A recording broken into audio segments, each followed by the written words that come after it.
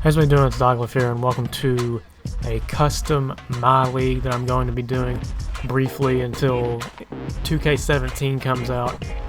So basically what I've done is I have 14 games on the season. I'm going to play every single one game for every single round of the NBA playoffs.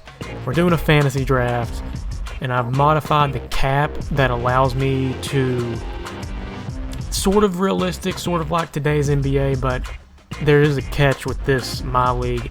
I'm going to be using a legendary roster. It has most legends on it, not necessarily ones created, but just ones that are already on the game. And also, people kind of in their primes. You'll see what I'm talking about once I start it. And I have no idea what position I'm going to get, but the twist is that I have to build a team around this salary cap that I've situated myself with and the league. So I'm going to have to draft smart. I'm going to have to put together a good team and actually put together a team I can play with. And we're going to be playing 5-minute quarters throughout the season and superstar difficulty, and we'll see what happens. I'm really curious to see what kind of rosters there's going to be with this particular one. And we're going to get started with the fantasy draft. I honestly don't know what pick I'm going to get. I don't know who's going to go number 1 overall or anything like that, but I'm going to choose the Pistons just because I think they have some of the best jerseys and throwback jerseys in the game, and t-shirt jerseys as well. They have a wide selection, so that's why I'm picking them. Celtics get the number 1 pick. Kobe Bryant. Kareem Abdul-Jabbar with the Milwaukee Bucks, that is. Jordan to the Clippers. I mean, you can pretty much see for yourself where people go, and I don't know exactly the route I should take because I don't know what pick I'm going to get. I think after the 10th pick, I'm just going to start going. Okay, Vince Carter, Anthony Davis to the Pelicans. I hate it when that happens. When I'm trying to do a fantasy draft and they just go to the same team. Like, I don't want you to go to the same team. You have a 1 in 30 odds to go to the same team, but you just do it anyways. Okay, so apparently we have the 27th or 26th pick of the draft that didn't really look that hard. Either or, we're going to be having some back-to-back picks here. Now, we could always trade this pick. Well, not trade the pick now, but trade the player as soon as we draft them. But I'm going to look over this list, and then we're going to select somebody. Okay, so after looking through it, I've decided on Scottie Pippen. Now, you're probably wondering, you have Chris Paul, David Robinson, Patrick Ewing, etc. to decide from. But, you know what? I wanted to give Scottie a chance because he had been overlooked by MJ, like hanging over his head his whole career. And he's a wing. Like, I like to have great wings on my team. There's always time to get good bigs later in this draft and good point guards as well. And not to mention, we have a pick coming up where it's Serpentine to where we can get another really good player out of this. But his contract's $5.73 million. That's a steal to have a 90 overall small forward with that much cap. And it's not like we may or may not go to next season too, but either way, I want to fit the salary cap rules this year. So let's just go ahead and draft Scottie Pippen. Okay, so after much consideration, I have made my decision. Chris Paul was an interesting choice to look at, but again, with the salary cap, it's in my head. He's 30. I don't know how it would work out. It's his real life right now player. I was also considering Joe Dumars, but then I realized this is the Detroit Pistons and this is a fantasy draft, and I just said how players going to the same team makes me kind of irritated. So I've decided on Kevin McHale, and you can probably guess why if you're starting to figure out my sort of principles here. Salary $7.02 million, just over $7 million for 4 years. And he's 27 years old. This is the prime of his career. Very good inside player, and honestly, very good defensively as well. So why not Kevin McHale? Okay, so my third pick is kind of a no-brainer. I didn't want to outreach too far out of this rating zone. John Stockton for $12 million over 3 years. I know he's 35 years old, but I basically need my point guard to do 3 things: pass, shoot, and defend. and I think he can do that for 3 more years, or at least this season. So let's go ahead and get John Stockton on the team.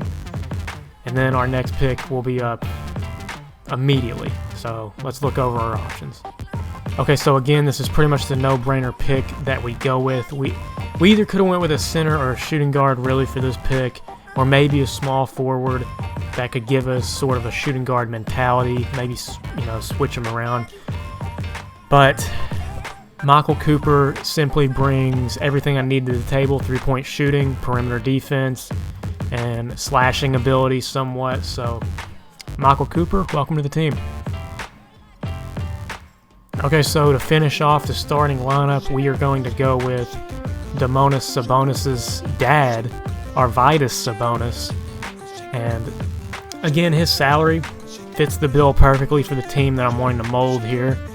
And quite frankly, he's the best center available. We could have went with Hassan Whiteside and a few others, but you know what, I like Sabonis.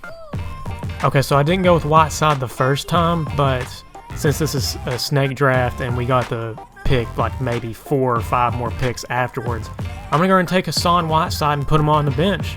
He'd be an excellent 6th man as a big to come off the bench.